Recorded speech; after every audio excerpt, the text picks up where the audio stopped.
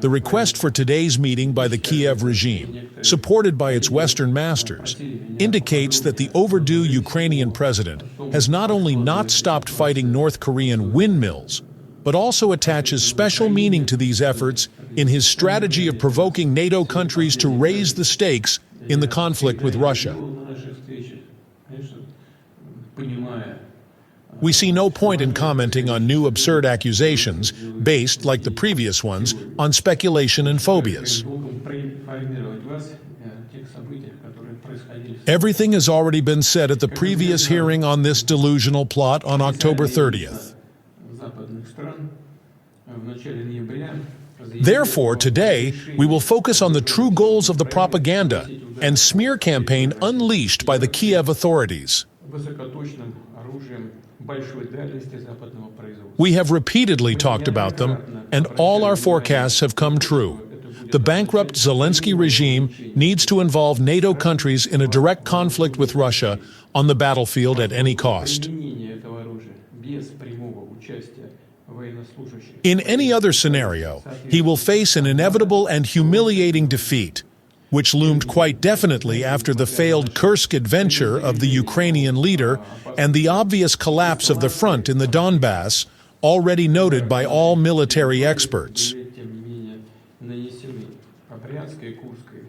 Thus, even Western news agencies admitted that last week alone, Russian troops liberated 235 square kilometers of territory, advancing at a record pace for the whole of 2024. The most powerful fortified areas created by Kyiv since 2014 are collapsing before our eyes.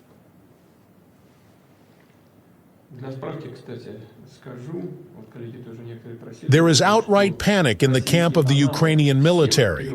Forcibly mobilized soldiers are fleeing en masse from their positions. It is becoming more and more difficult for the actor Zelensky to lie to his people, who usurped power in violation of the country's constitution.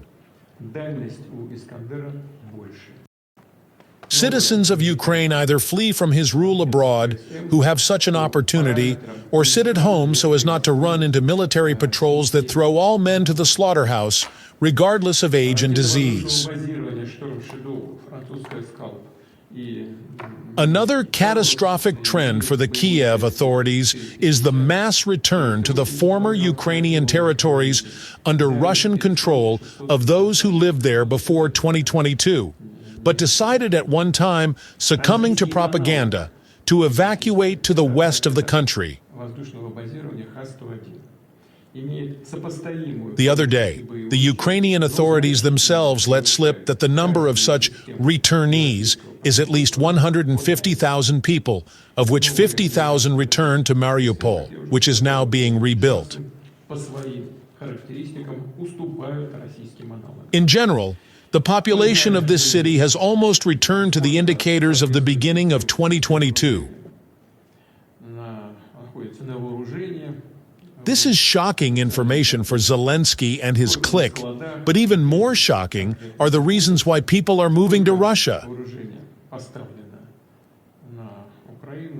Among them, first of all, are the hostile attitude of Ukrainian-speaking compatriots, discrimination on the basis of language and religion, the failure of the authorities to fulfill promises of socio-economic support, widespread corruption, and unwillingness to fight for the inhumane regime mired in it.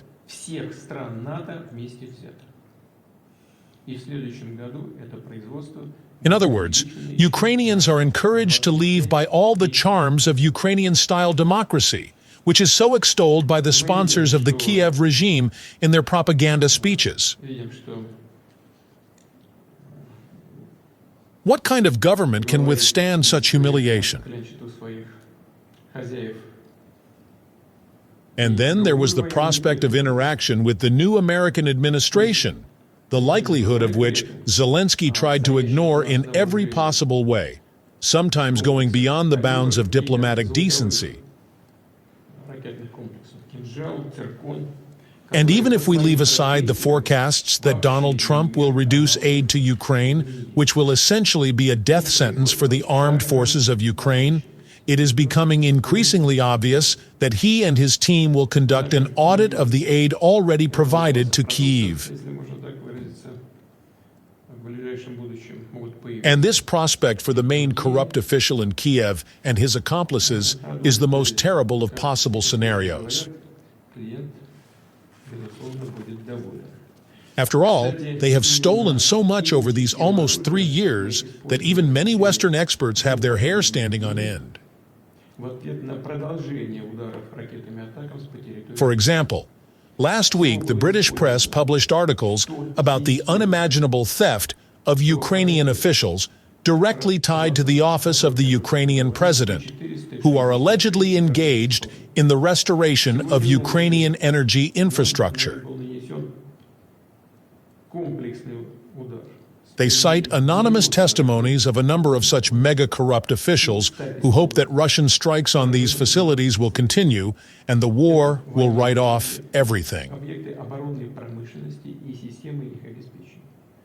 The Ukrainian military constantly complains about extortion and corruption in the army, and it is increasingly difficult for the authorities to shut their mouths. It turns out, in particular, that many defensive structures, for which millions of dollars were allocated on paper, do not really exist. And the former Minister of Labor of Poland, Piotr Kulpa, admitted in an interview the other day that from 30 to 50% of Western aid to Ukraine was consistently embezzled from the very beginning. From these funds, according to him, it would be possible to draw up the annual budget of Ukraine.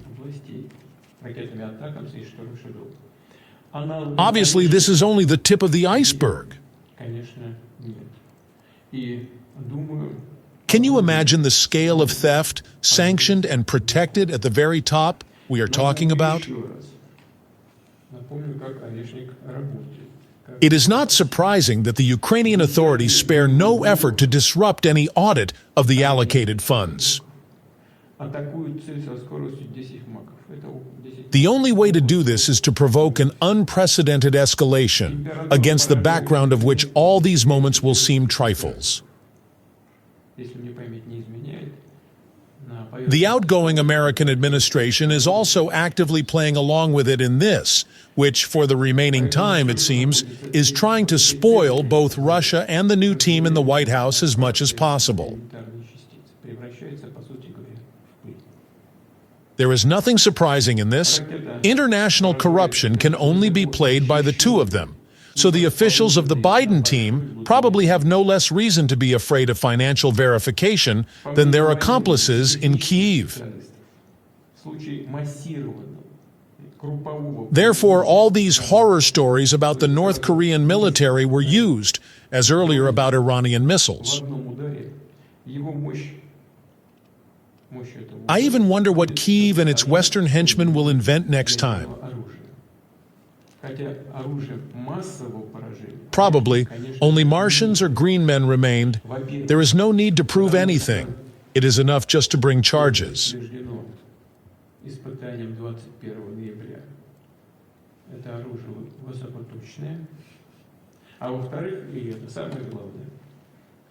Dear colleagues, perhaps these maneuvers of Ukrainian corrupt officials and their Western accomplices could have been ignored if, in an effort to cover their tracks, they had not put world peace at stake and brought us all, regardless of our country of residence, closer to the brink of a global, all-destructive conflict.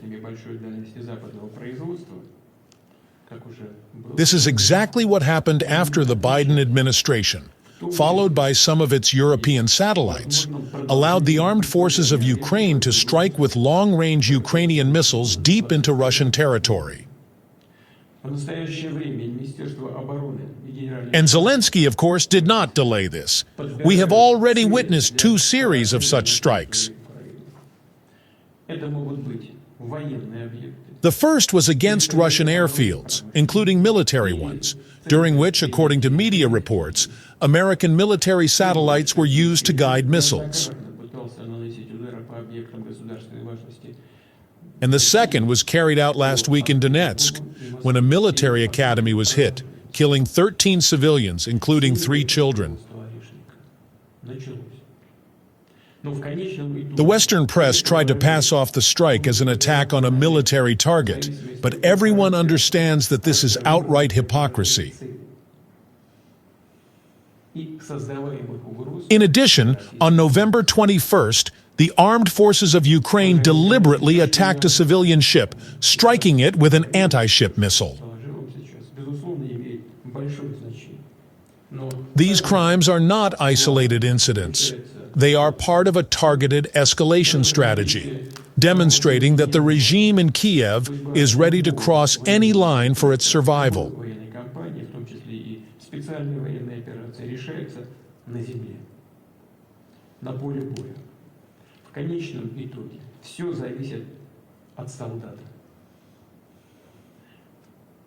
Разумеется, для победы необходимы и техника, и БК, боевой комплект. Zelensky and his clique, encouraged by Western support, are deliberately pushing the world towards a large-scale war. They are provoking us to respond more harshly, counting on NATO being forced to intervene directly under the pretext of protecting its allies.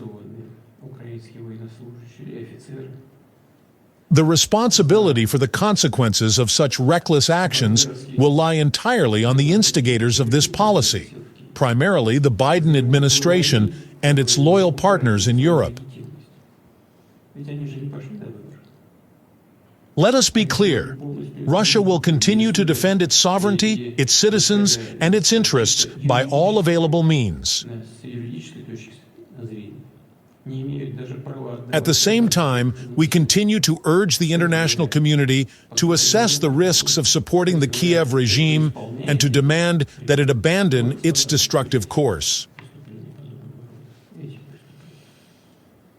History shows that such regimes ultimately lead their sponsors to failure and disgrace. We hope that reason will prevail and that efforts will be directed towards a peaceful resolution of the crisis rather than escalating it further. Thank you.